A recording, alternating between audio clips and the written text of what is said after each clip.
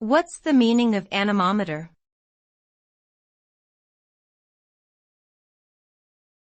Anemometer.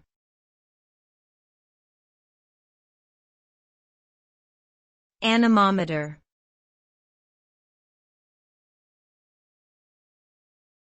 Anemometer.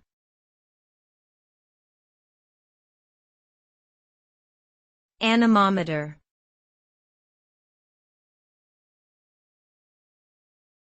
Anemometer.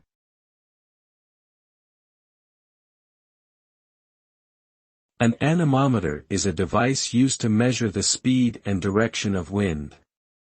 It typically consists of multiple cups or vanes that rotate on a central axis in response to the wind's force, generating electrical signals that can be interpreted as wind speed and direction.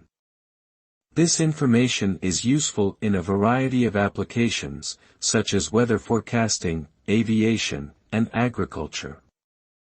Anemometers come in different types, including cup, vane, hot wire, and ultrasonic, each with their own advantages and limitations.